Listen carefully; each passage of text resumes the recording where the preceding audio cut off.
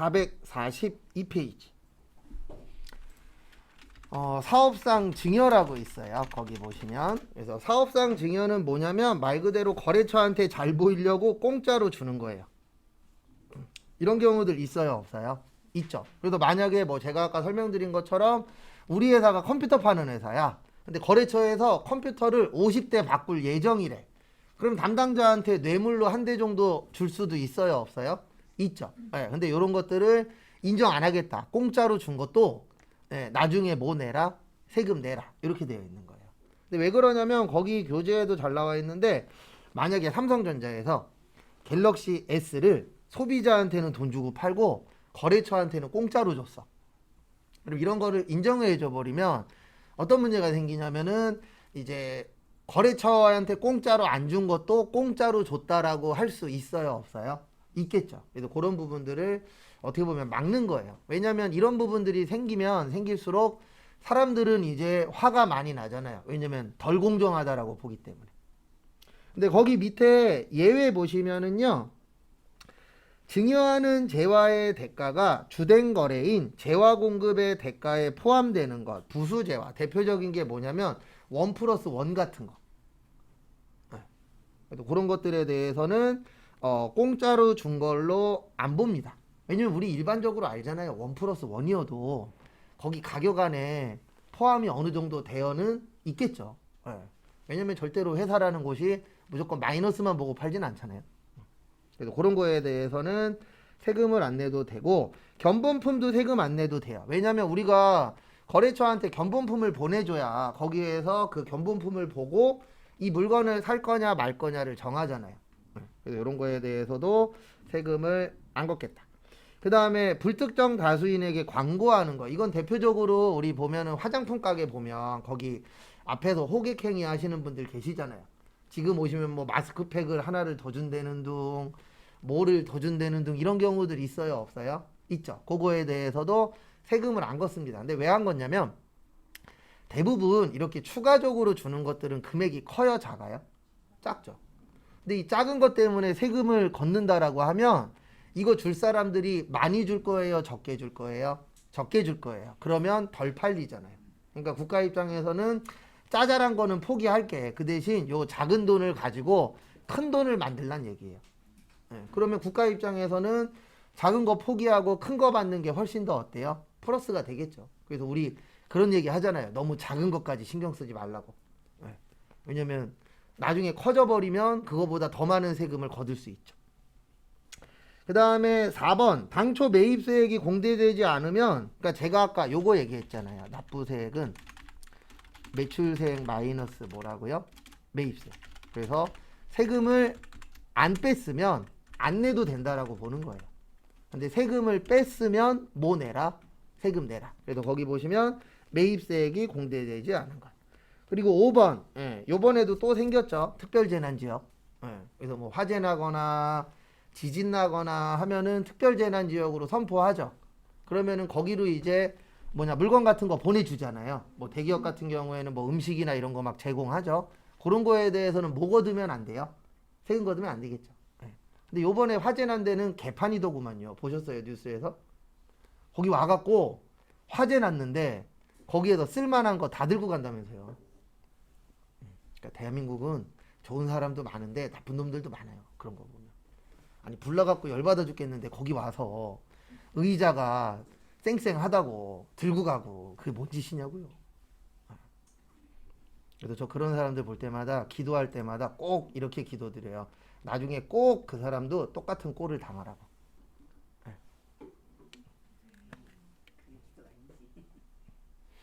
근데 중요한 건요, 그런 사람들이 더 잘 살아요.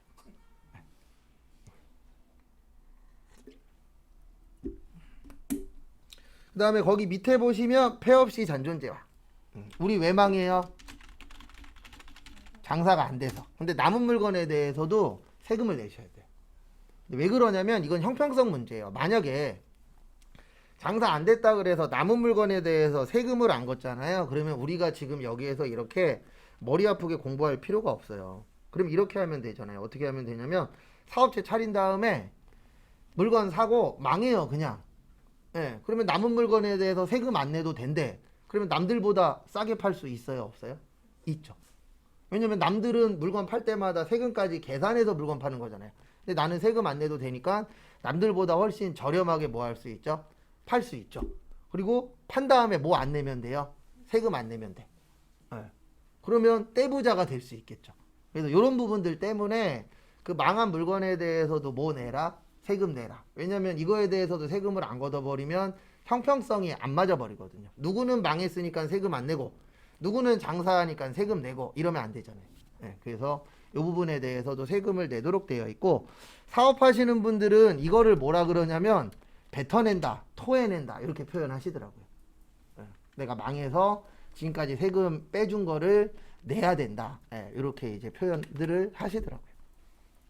여기는 종류를 외우셔야 돼요.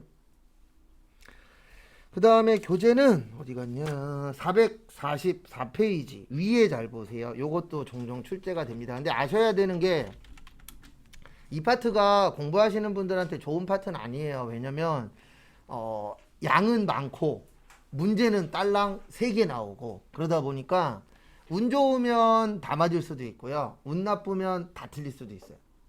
그러니까 다 맞을 때는 어떨 때냐면은 뭐 외운 거에서 많이 내거나 아니면은 기초적인 거 많이 내면 다 맞을 수도 있고, 엉뚱한 데서 많이 내면 다 틀릴 수도 있어요. 여긴 좀 약간 복불복 개념이 좀 있긴 있습니다. 그 다음에 444페이지 보시면 용역의 간주공급이라고 있는데 무상공급이라고 있어요. 그래서 제가 앞으로 문제 풀 때 무상공급이라고 나오면 이렇게 적어 드릴 거예요. 재화의 무상공급이랑 용역의 무상공급이라고 있어요. 무상의 뜻이 뭐죠? 네, 공짜. 그래서 여러분도 좋아하고 저도 좋아하는 뭐요? 공짜.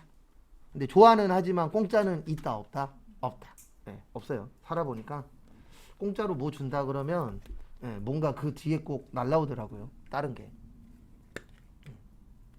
그래서 공짜인데 물건을 공짜로 주는 건 과세 대상이에요. 요건 세금 내셔야 됩니다. 그래서 우리 회사에서 누군가한테 잘 보이려고 물건을 줬어. 그러면 그 물건에 대해서는 뭐를 내셔야 돼요? 세금을 내셔야 돼요.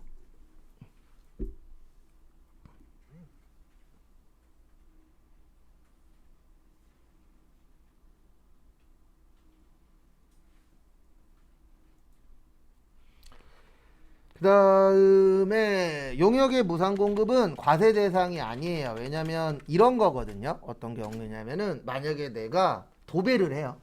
네, 도배를 하는데 오늘 열심히 도배를 하고 그 다음날 그날 저녁에 와갖고 쉬고 있는데 도배한 집에서 연락이 온 거예요. 뭐라고 연락이 왔냐면 작은 방 마음에 안 드니까 다시 해주세요. 그래서 그 다음날 가서 공짜로 일을 했어요. 그리고 국세청에서 전화가 온 거예요. 공짜로 일했으니까 세금 내세요. 말이 돼요, 안 돼요? 안 되죠. 그래서 공짜로 일해준 거에 대해서는 뭐 안 내도 된다? 세금 안 내도 된다. 왜냐면 이런 문제가 생겨요. 공짜로 일한 거에 대해서 얼마 내라 그럴 거예요. 맞죠?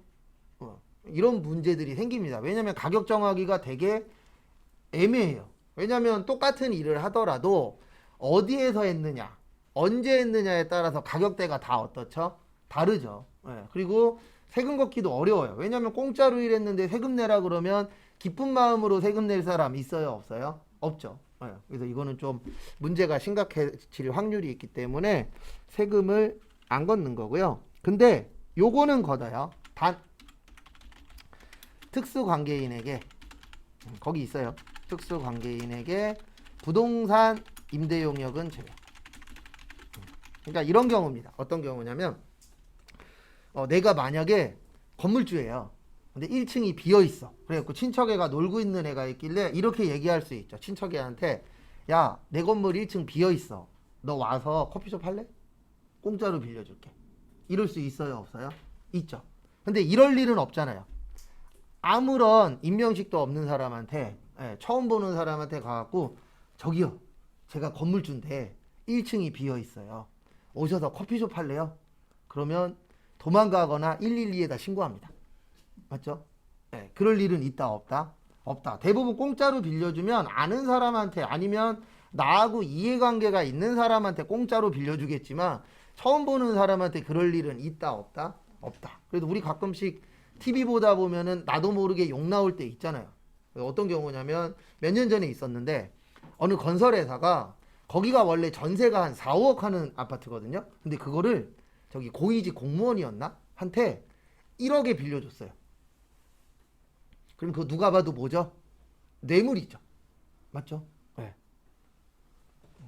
근데 또 무죄로 넘어갔잖아요. 네. 이렇게 요리조리 잘 피해서. 네. 그런 거 볼 때마다 우리가 화가 납니다. 왜냐면 저건 누가 봐도 나쁜 짓인데 중요한 건 심증은 있는데 뭐가 없어요. 물증을 못 구해서 이제 구렁이 담 넘어가듯이 넘어가는 거죠. 그게 돈 일부라도 받는 게 뭐냐면 문제 터졌을 때 넘어가려고 돈 일부러 받는 거예요. 설마 그 돈을 받아갖고 자기가 가졌겠어요? 페이백 해줬겠지. 그래도 요분들이 문제가 되는 거예요. 누구요? 특수관계. 그리고 공부하실 때 혹시 특수관계에 나오시면 그냥 이렇게 생각하세요. 친인척. 아는 사람이라고 생각을 하시면 됩니다. 그리고 왜 부동산 임대 용역만 제외냐면요. 부동산 임대가 월세 얘기하는 거거든요. 그러면 우리 일반적으로 어느 지역에 월세 얼마다 이거는 어느 정도 형성이 되어 있잖아요. 그러니까 세금을 거둘 때 어느 정도 금액을 신뢰성 있게 뽑아낼 수 있거든요. 그래서 뭐 주안에 여기는 뭐 1제곱미터당 5만 원 받아.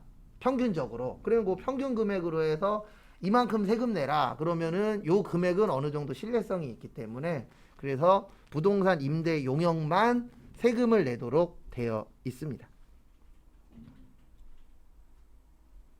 그래서 참고하시고. 그 다음에 444페이지 보시면 재화의 수입도 세금을 내셔야 돼요. 근데 왜 그러냐면 수입이라는 건 외국에서 우리나라로 들어오는 거죠. 그러면 외국에서 우리나라로 들어왔다 그래서 세금을 안 거두면 어떤 문제가 생기냐면요. 외국 물건의 가격이 너무 저렴해져요. 그리고 외국 게 너무 싸면 한국 게 팔려요? 안 팔려요? 안 팔리죠. 덜 팔리잖아요. 네. 그래도 요즘에는 이런 거 안 먹힙니다. 예전에는 먹혔어요. 뭐 먹혔냐면 국산을 애용합시다. 그리고 예전에 먹혔는데 요즘에는 국산이냐 우리 거냐가 문제가 아니고 가성비가 어떠냐 가심비가 어떠냐 그걸 중요하게 보는 세대잖아요. 세대 자체가. 네. 그래서 외국에서 우리나라로 들어오는 거에 대해서도 뭐를 내셔야 돼요? 세금을 걷습니다. 그래야 우리나라 물건도 좀 팔리죠. 왜냐면 실제 생각을 해보세요. 이럴 리는 없겠지만 만약에 한우가 5만 원이고 똑같은 부위인데 저기 미국산은 5천 원이래. 어디 거 살 거예요? 한우면 좋겠죠. 근데 미국산이 더 많이 팔릴걸요? 맞죠? 네. 그래서 가격을 뭐 하는 거예요? 세금을 덕지덕지 붙여서 올리는 거예요. 네. 근데 한우든 뭐든 그냥 맛있더라고요. 한우도 먹어보고 투플러스도 먹어보고 저기 미국산도 먹어보고 호주산도 먹어봤는데 솔직히 뱃속에 들어가면 다 똑같더라고요. 입에서 가는 거예요. 그렇죠. 입에선 차이가 좀 있긴 있어요. 그래서 한우가 더 맛은 있는데 모르겠어요. 저는 약간 마블링을 별로 안 사랑해서. 네, 마블링이 지방 덩어리잖아요. 솔직히 얘기해서. 네, 근데 저는 2등급짜리가 더 맛있더라고요. 네, 네, 근데 저는 원래 그 뻑뻑살을 좋아해서. 네, 아니 그래서 저는 크게 꼭 2플러스를 먹어야 되나? 아 그래요? 키위 갈 돈이 없어요. 네. 금방 해야 돼 그거. 그렇죠.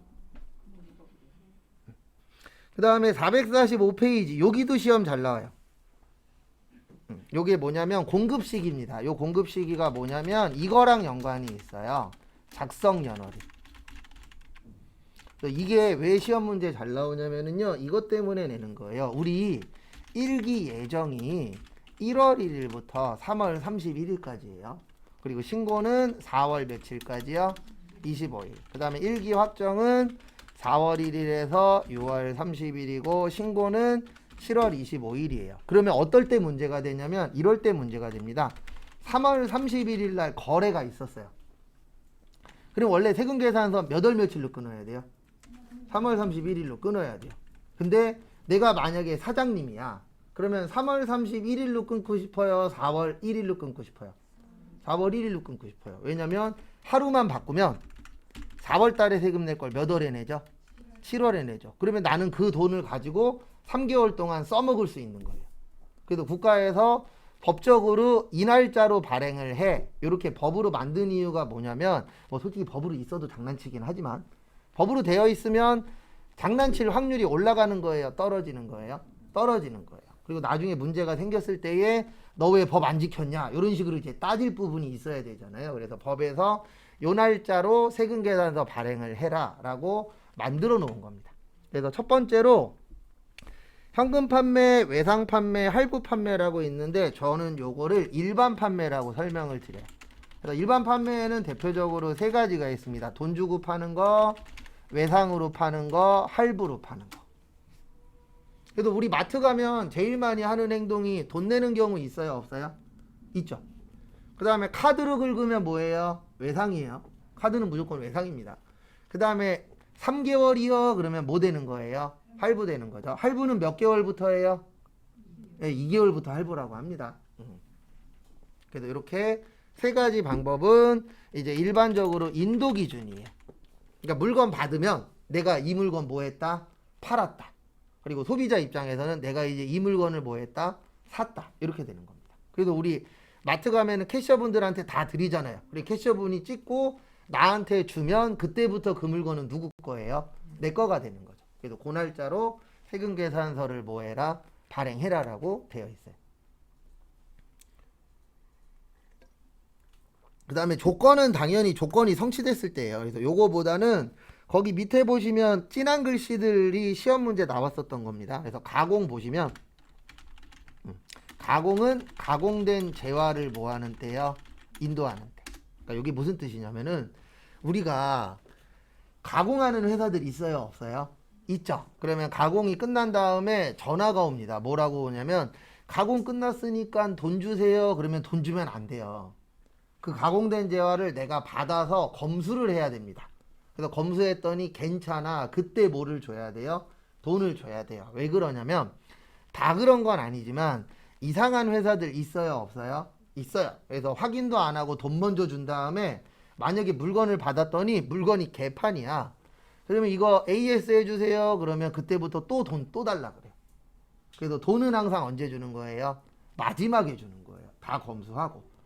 큰 금액이면 조금은 미리 줄 수 있겠지만 되도록이면 마지막에 주는 게 가장 어때요? 안전합니다. 왜냐면 엉망이 되는 경우도 실제 있어요, 없어요? 있어요. 그래서 요즘에 저것도 늘어나고 있대잖아요. 저기 뭐지? 인테리어 공사. 예, 돈만 받고 도망가는 사람들이 늘어나고 있대잖아요. 조금 하는 척 하다가 오늘 왜 안 와요? 그러면 오늘 몸이 아파서 코로나 시절에는 코로나에 걸렸어요. 이래놓고선 돈 받을 거 다 받고 뭐해요? 도망가고 아니면 사기치고 이런 것들이 늘어나고 있잖아요. 그래서 항상 물건을 인도받고 그 다음에 돈 주는 게 가장 어때요? 안전합니다. 아니면은 뭐 인터넷 같은 경우에는 이렇게 되어 있잖아요. 돈이 묶여 있다가 내가 물건 받으면 그때 빠져나가게끔 되어 있는 시스템들이 있잖아요. 그게 딴 것 때문이 아니고 워낙 이상한 일들이 많으니까. 그래서 우리 유명한 것 중에 하나가 저기 중고 거래하는 사이트들 보면은 중고로 물건을 샀더니 물건이 온 게 아니고 벽돌이 왔다. 뭐 이런 거 한참 유행했었잖아요. 예. 그래서 이게 돈이라는 게 우리 중요하잖아요. 그래서 돈 줄 때는 확정이 됐을 때 하는 게 가장 안전하죠. 그리고 시험에 또 잘 나오는 게 폐업 잘 나와요. 폐업은 폐업하는 때예요. 폐업 신고일이 아니고. 그래서 폐업하게 되면은 그때 이제 마무리 지어야 되는 겁니다. 그 다음에 무인 판매기, 자판기는요. 자판기에서 돈 꺼낼 때. 근데 왜 돈 꺼낼 때냐면요. 여기 앞에 잠시만 봐주세요. 저희가 지금 보고 있는 게 부가가치세예요. 뭐라고요? 부가가치세. 부가가치세는 가장 대표적인 간접세예요. 간접세는 내 돈으로 내는 거예요? 남의 돈으로 내는 거예요? 남의 돈으로 내는 거예요. 예. 사업자 입장에서는 이거 자기 돈으로 낸다라고 생각하는데 원래 자기 돈으로 책정되어 있는 금액이 아니에요. 근데 사장님들은 왜 자기 돈이라고 생각하냐면 일단 내 호주머니에 들어오면 누구 돈이에요? 내 돈이죠. 그러니까 이제 부가가치세 낼 때 아우 이 나쁜 국가놈들 그러면서 막 욕하죠. 왜냐면 맨날 세금으로 가져간다고. 근데 실제 이 부가가치세를 내는 건 소비자가 내는 거예요. 그래서 결론은 뭐냐면 자판기에서 돈을 꺼내면 결론적으로 이제 그 소비자의 돈을 내가 받은 거잖아요. 그러면 그때 뭐 내도 된다? 세금 내도 된다. 이렇게 보는 거죠. 그 다음에 수출은 선적일 기준이에요. 그리고 거기 기적일이라고 보이세요? 이게 뭐냐면 선적은 배고요. 기적은 비행기예요. 그래서 배에다가 물건 싣는 건 선적이라고 하고요. 비행기에다가 물건 싣는 건 뭐라 그래요? 기적일이라고 합니다. 근데 결론은 똑같은 거예요. 물건 싣는 건데 이제 어디에 실었냐? 배에다 실었냐? 비행기에다 실었냐? 거기에 따라서 용어가 좀 바뀌긴 합니다.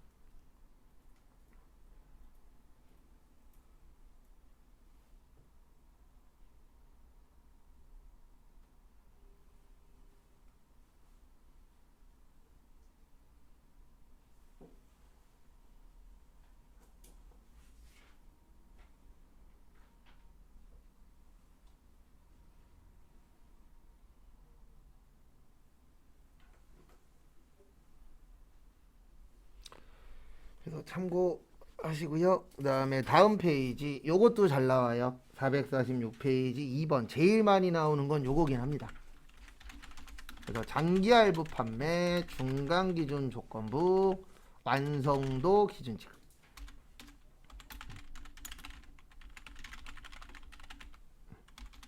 얘네는 뭐라고 되어 있냐면 대가의 각 부분을 받기로 한 때라고 거기 적혀 있죠. 위에 있어요.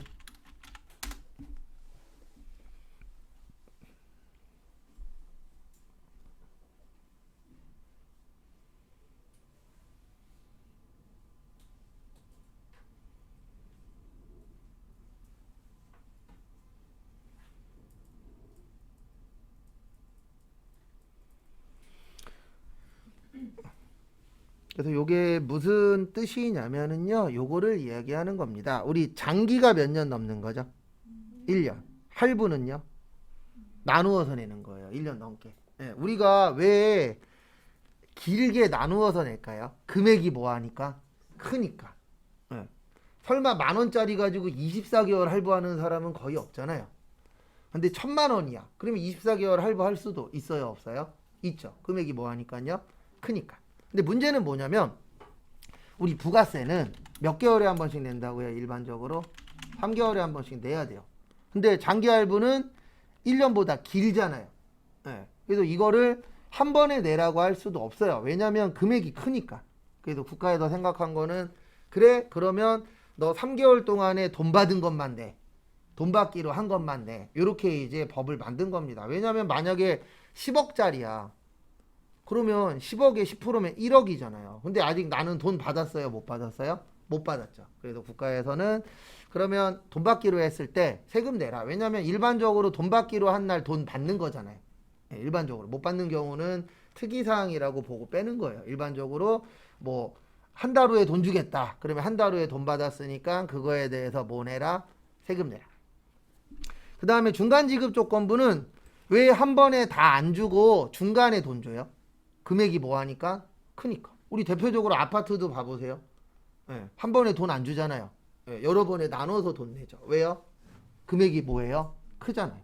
그러니까 일명 목돈이잖아요. 목돈 자체는 한 번에 주기가 쉽지 않죠. 그리고 완성도 기준 지급은 이런 경우에요. 어떤 경우냐면 만약에 우리 회사가 건물 10억짜리를 지어요.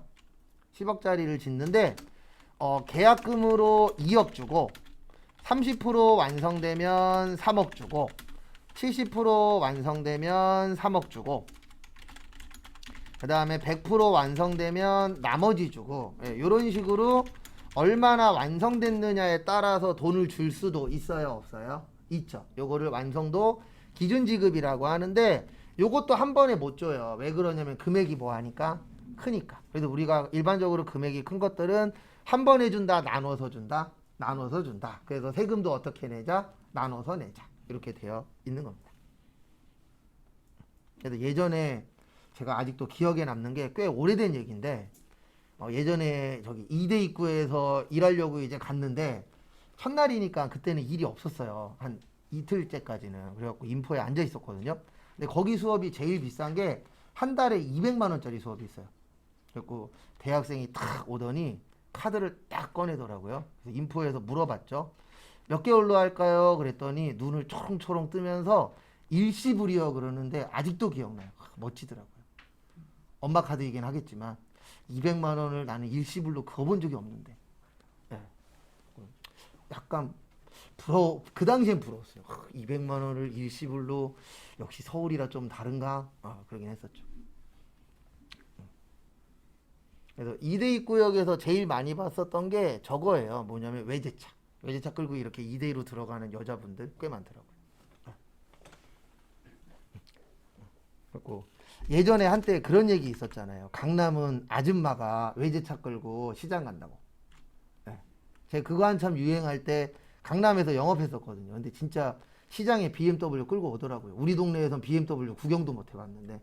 그래서 확실히 강남이라 다르구나. 그런 게 좀 있긴 있더라고요. 근데 뭐 지금은 우리 동네도 아줌마들이 시장 갈 때 BMW 끌고 다니잖아요. 그때하고 지금하고는 좀 다르니까. 그래서 요거 좀 봐두시고 그 다음에 거기 446페이지 보시면 간주임대료라고 있어요. 아래쪽에 진한 글씨로 무슨 임대료요? 간주임대료. 그래서 간주임대료는 진짜 임대료예요? 가짜 임대료예요? 가짜예요. 그래서 간주나 의제 나오면 가짜를 진짜로 인정해 주는 겁니다. 이게 뭐냐면 보증금에 대한 이자에 대해서 세금을 내라고 되어 있어요. 그래도 여러분들 중에서 뭐 지금 있을 수도 있고 앞으로 있을 수도 있는데 내가 만약에 집이 있어서 요거 가지고 임대 사업을 할 거야. 그러면은 그 보증금에 대한 이자 계산을 해서 부가가치세를 납부하도록 되어 있습니다. 그래서 내가 생각한 것보다 좀 더 나올 거예요, 세금이. 그게 요거 때문에 그래요. 그래서 간주임대료 그러면 보증금에 대한 뭐를 계산하는 거예요? 이자 계산해서 내도록 되어 있습니다. 근데 이거를 왜 만들었냐면 이건 시험하고는 상관없어요. 불로소득이라고 있어요. 불로의 뜻이 뭐죠? 뭐가 필요 없다. 노동이 필요 없다. 네, 대표적인 게 이자, 주식에 배당 들어가요. 네. 그 다음에 한참 유행했었던 뭐요? 코인. 그 다음에 부동산. 이런 쪽이 대표적인 불로소득입니다. 그래도 국가 입장에서는요. 이쪽으로 사람들이 쏠리는 게 좋은 게 아니에요. 왜냐면 불로소득이라는 건 노동을 안 하고 돈 버는 거잖아요. 그러면 이쪽에 많은 사람들이 관심을 가지면 가질수록 어떤 문제가 생기냐면 일할 사람이 없는 거예요. 그래서 앞으로 가면 갈수록 일할 사람은 부족할 거예요. 인구도 적지만 사람들이 일을 안 하고 돈 버는 거. 네, 이런 쪽에 관심이 많잖아요. 그래서 한때 여기 난리 났었죠. 맞죠? 네. 그리고 최근 터지는 이유가 뭐예요? 한 2, 3년 전에 요거 난리 났었잖아요. 네, 가격이 오르니까 사람들이 이런 생각 많이 했죠. 여기에서 더 오르면 나 아예 집 못 살 것 같아. 그래서 그때 분양받은 20, 30대들 많아요? 적어요? 많죠. 근데 지금 이게 그 집들이 이제 들어가는 상황이잖아요. 네. 그래서 어쨌든 이런 쪽에 국가에서는 솔직히 말씀드려서 사람들이 많은 관심을 가지면 안 돼요. 근데 사람들이 많은 관심을 가지고 있죠. 그래서 이쪽 관련돼서는 국가에서 세금을 열심히 거두시려고 노력을 합니다. 왜냐면 이거를 권장하게 돼버리면 일할 사람이 부족해지니까. 그래서 이자 관련돼서도 세금을 열심히 띄고 참고로 이자는요 100원도 세금 띱니다. 10원도 세금 떼어요. 얄짤 없어요. 다 떼어요. 10원이든 100원이든 거기에서 15.4% 띄고 줘요. 무조건이에요. 근데 왜 그러냐면 불로소득이니까. 15.4%. 예, 15.4%. 예, 일반적으로 은행에서 받으면 15.4% 떼요. 그러니까 1,000원 받으면 154원이 세금이고 나머지가 내 통장에 찍히는 거예요. 그 다음에 이런 것들 관련돼서는 세금을 더 걷는 거예요. 그래서 그 임대사업 하시는 분들은 보증금에 대해서 이자 계산을 해서 그거만큼 뭐를 더 내도록 되어 있는 거예요. 세금 납부를 더하도록 되어 있습니다. 근데 이런 거는 딴 것 때문이 아니고 요거 때문에 그래요. 불로소득. 그래서 만약에 생각을 해보십시오. 대한민국 인구의 50%가 부동산으로 돈을 벌어. 그러면 결론적으로는 50%는 일을 안 한다는 얘기잖아요. 막말로. 그렇게 돼버리면은 이게 국가에서 봤을 때는 생산성이 떨어지는 현상이 나타나잖아요. 그래서 이런 쪽 관련돼서는 그래 너 일 안 하고 돈 벌었으니까 세금을 더 내세요. 이렇게 만들어 놓는 거예요. 그럼 또 이렇게 얘기하시는 분들이 있어요. 이 날도둑 놈들. 근데 어쩔 수 없습니다. 왜냐면 아시잖아요. 모든 사람이 이거 한다 그래서 돈 벌어요? 아니죠. 예. 잃는 사람도 있어요, 없어요? 있어요. 그래서 국가 입장에서는 한때 이거 하지 말라 그랬잖아요. 하라 그랬어요? 하지 말라 그랬어요. 열심히 했어요, 안 했어요? 했어요. 그래 놓고선 떨어졌다고 맨날 국가만 쳐다보고 있잖아요. 그래도 국가에서 손을 내밀긴 했죠. 예. 지금은 어떻게 됐는지 모르겠는데 작년에 서울은 코인으로 해서 망해가고 있는 사람들 저거 받아줬어요. 뭐지? 개인 파산 신청 받아줬어요. 예. 일단은 서울만. 예. 근데 지금은 또 얘 때문에 난리죠. 국가에서 사라 그랬어요? 아니죠. 예. 근데 솔직히 전세로 사기당하신 분들은 안타깝긴 합니다. 왜냐면 이거는 맘먹고 사기친 거라 그 전문가가 아니라 누가 와도 사기를 당할 수밖에 없는 상황이긴 해요. 예, 왜냐면 맘먹고 사기치려고 덤비면 그 누구든지 다 당하잖아요. 그래서 진짜인지 가짜인지 모르겠지만 유명한 얘기 있잖아요. 보이스피싱 당한 사람 중에 변호사 검사도 있다. 예, 근데 있을 것 같아요. 왜냐면 그건 전문적으로 사기치는 거니까. 그래도 나중에 꼭 요거 있긴 있으셔야 됩니다. 앞으로 우리가 살아가려면 이게 크든 작든 요게 조금씩은 있어야 돼요. 그래서 앞으로는 아마 제 개인적인 생각인데 투잡, 쓰리잡 하시는 분들이 늘어날 거예요. 왜냐면 하나만 해갖고 돈을 많이 버는 시대는 이제 앞으로 몇몇 분들 빼놓고는 그게 힘들 거기 때문에 앞으로는 뭐 투잡, 쓰리잡 이미 하고 계신 분들이 있어요. 뭐 스마트 스토어 하시는 분도 계시고 아니면 뭐 따로 이제 회사 다니면서 뭐 커피숍을 하신다거나 이런 분들 실제 있어요, 없어요? 있죠. 그래서 그런 식으로 이제 투잡, 쓰리잡 하시는 분들이 늘어날 것 같아요. 그래서 저 아는 애도 지금은 부산에서 저기 피자집 하는데 서울에서 살 때 저거 했었거든요. 편의점 2개 하고 그다음에 저기 무인 아이스크림. 무인 아이스크림 어떠냐 그랬더니 용돈 정도는 벌 수 있대요. 한 투자 금액은 한 4천에서 5천 정도인데 그러면 한 달에 한 50만 원에서 100만 원 남는다 그러더라고요. 네. 그리고 무인 편의점이든 무인 몰로 돈이 되려면 한 3-4개 갖고 있어야 돼요. 그래야 월급이 되는 거지. 하나 가지고 월급 받는다라고 얘기하시는 분들 계시는데 그런 분들은 대부분 초반에 들어가신 분들이고 지금 들어가면 무조건 2-3개는 있어야 돼요. 왜냐면 나만 해요? 아니죠. 그리고 요즘 저거는 많이 줄어들고 있더라고요. 무인 밀키트. 저희도 솔직히 코로나 때는 많이 사다 먹었거든요. 근데 코로나 끝나니까 예전에 한 달에 2-3번 샀다 그러면 지금은 한 6개월에 한두 번. 그때는 밀키트 사다가 많이 해주긴 했었거든요. 근데 요즘에 안 사게 되더라고요. 그래서 그것 좀 봐주세요. 간주임 대료는 진짜 아니에요. 뭐예요? 가짜예요. 그 정도만 보시면 되고 그 다음에 교재는 쭉 넘어오셔서 455페이지 그리고 빨리 해서 이론은 빨리 끝낼 거예요. 저도 그렇고 여러분들도 그렇고 세상에서 제일 재미없는 것 중에 하나가 이론 공부예요. 오히려 실기 가면은 실기하고 문제 풀면 시간이라도 잘 가는데 이 이론할 때는 시간 잘 안 가요. 그래서 빨리 해서 이론은 일단 마무리를 칠 겁니다. 영세율과 면세예요. 그래서 앞에 보시면 영세율은 세율이 0이니까 세금 안 내는 거고요. 면세는 세금을 면제받았으니까 세금 안 냅니다. 그래서 둘 다 세금 안 내는 건 똑같은데 영세율은 완전 면세 제도라고 해요. 왜 그러냐면 세금 낸 게 있으면 돌려받습니다. 우리 돌려받는 걸 뭐라 그래요? 환급이라고 해요. 그래서 우리 연말정산하면은 환급 얼마 받았냐? 이런 거 사람들 많이 중요하게 생각하잖아요. 왜냐면 기왕이면은 국가한테 세금 내는 게 좋아요? 돌려받는 게 좋아요? 돌려받는 게 기분 좋잖아요. 근데 환급을 해주는데 그것도 조기 환급이라는 걸 해줘요. 원래는 30일 안에 돌려주거든요. 근데 영세율에 적용이 되면은 15일 안에 돌려줍니다. 그리고 이 영세율의 특징은 요거 관련된 거예요. 수출.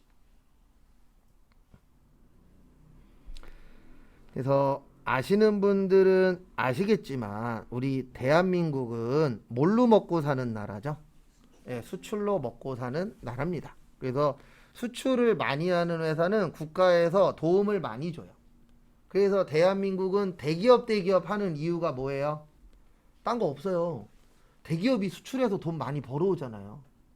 중소기업이 백날 수출 많이 해봤자 대기업 하나가 중소기업 몇천 개에서 몇만 개만큼은 벌어오잖아요. 그러니까 당연히 직원 수는 중소기업에 더 많이 다니죠. 우리 인구 자체는. 그렇지만 국가에서는 대기업 할 수밖에 없는 이유 중에 하나가 뭐를 많이 하기 때문에 수출을 많이 하기 때문에 대기업한테 많이 의지할 수밖에 없어요. 국가 자체가. 국내 거래가 중요하다 그러면은 대기업보다는 중소기업에 조금 더 치중할 수 있지만 아직 대한민국은 수출이 훨씬 더 어때요? 중요해요. 그 다음에 면세는 불완전 면세 제도라고 해요. 근데 왜 그러냐면 환급이 안 돼요. 안 돌려줍니다. 법적으로 뭐라고 되어 있냐면 너네 안 내잖아. 그래서 안 돌려줄 거야. 이렇게 되어 있어요. 그리고 면세는 주로 이분들한테 연관이 많아요. 기초생활 필수품하고 저소득층하고 연관성이 많습니다. 그리고 면세 제도를 하는 가장 큰 이유는 이거예요. 역진성 완화. 역진성이 뭐냐면 똑같이 세금 내는 게 역진성이에요. 100만 원 버는 사람이나 한 달에 1억 버는 사람이나 똑같은 물건 샀을 때 내는 세금이 어때요? 똑같아. 예, 그거를 우리 세법에서는 역진성이라고 합니다. 왜냐하면 세법 마인드로 봤을 때는요, 그냥 무조건 이렇게 되어 있어요. 너 많이 벌어? 그러면 세금 뭐예요? 많이 내. 적게 벌어? 세금 적게 내. 이게 기본 베이스입니다. 그래서 세법에 대해서 세법적인 마인드를 안 갖고 계신 분들은 뭐라 그러냐면 이런 걸 보면은 불공정하다라고 얘기를 하세요. 근데 일반적인 상식으로 봤을 때는 불공정하다가 잘못된 말은 아닙니다. 왜냐면 공정의 뜻이 뭐예요? 내가 사도 1,000원, 남이 사도 1,000원. 이걸 뭐라고 생각해요? 공정하다라고 생각을 하잖아요. 예, 그게 잘못된 말은 아닙니다. 근데 세법에서 봤을 때는 그 월급 자체가 차이가 나면 많이 버는 사람은 뭐 해야 된다? 많이 내야 된다. 이게 세법적 마인드예요. 그래서 이 마인드 세팅이 어떻게 되어 있느냐. 그래서 이 기자들이 장난칠 때 이런 걸로 장난 잘 쳐요. 사람들한테 예, 왜 많이 버는 사람이 많이 내야 돼? 적게 버는 사람도 많이 내야 되지 않아? 이런 식으로 글을 교묘하게 써요. 그러면 이제 세법적 마인드가 없으신 분들은 댓글에다가 이렇게 달죠. 맞아. 이건 불공정한 거야. 예. 라고 생각을 하십니다. 그게 잘못된 건 아니에요. 왜냐면 기자들이 글 잘 써요. 딴 생각을 가질 수 있게. 근데 그거는 이제 세법적 마인드가 없어서 그래요. 그 다음에 요분들은 요걸 발행하실 수 있어요. 계산서. 그래서 계산서 나오면 무조건 면세예요. 그래서 계산서 나오면 무조건 뭐라고요? 면세. 왜냐면 계산서에 두 글자가 없잖아요. 뭐가 없죠? 세금이 없죠. 그래서 계산서 받느냐, 세금 계산서 받느냐, 거기에 따라서 차이가 생깁니다.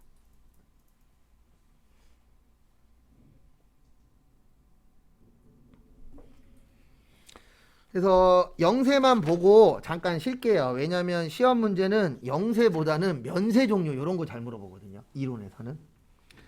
그래서 거기 455페이지 보시면 이중과세 방지라고 있어요. 그래서 첫 번째 보시면 이중과세 방지라고 있는데 이중의 뜻이 뭐죠?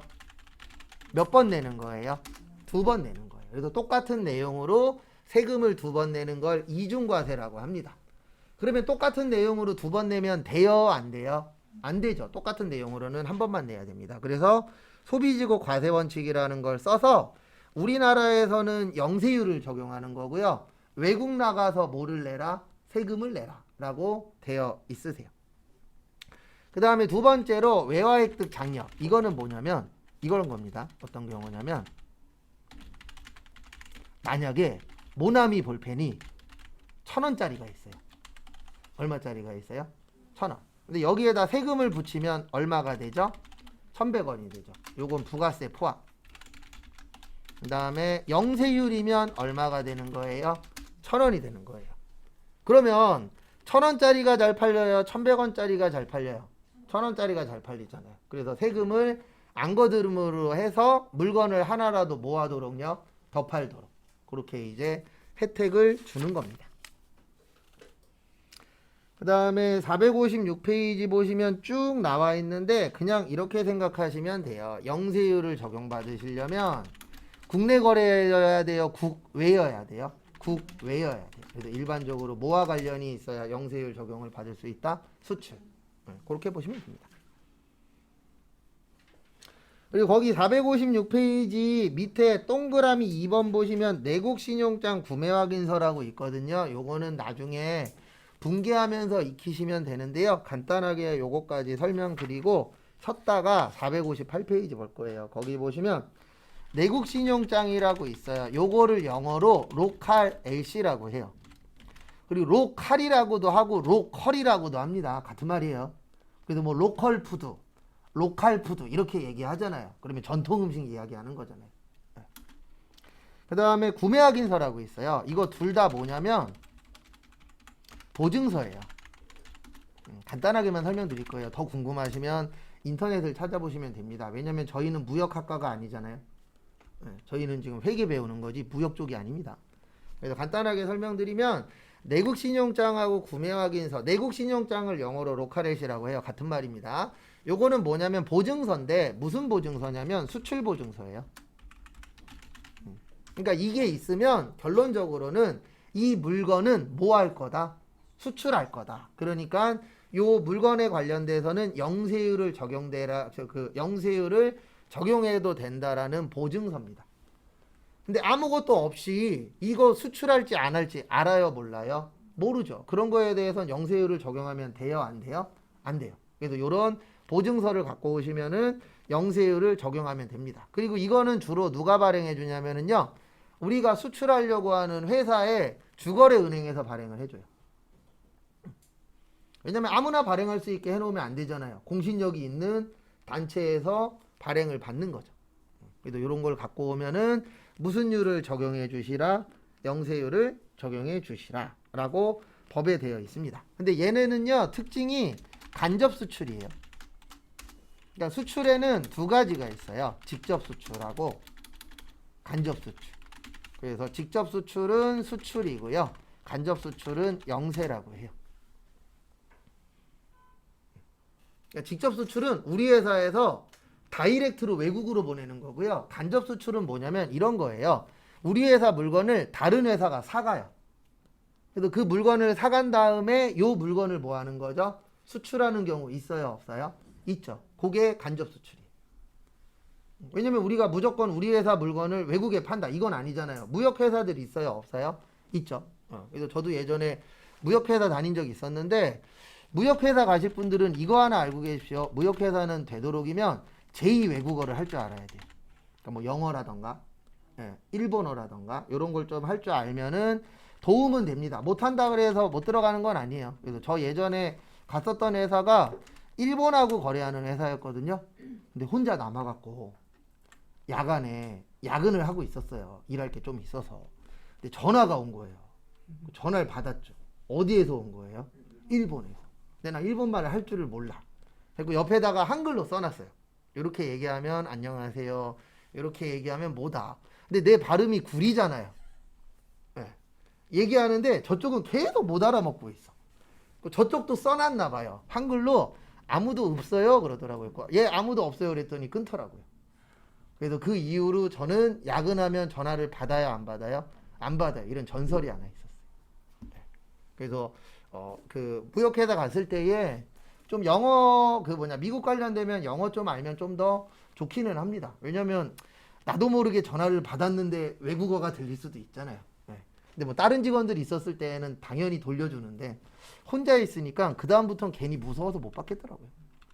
그래서 이렇게 이제 수출 그러면은 우리 회사에서 직접 뭐 하는 거예요? 수출하는 거. 영세 그러면은 우리 회사 물건을 사다가 뭐 할 거다? 수출할 거다. 그래서 간접 수출이라고 표현을 합니다. 여기까지 보시고요. 잠깐 쉬었다가 35분에 458페이지 보도록 하겠습니다.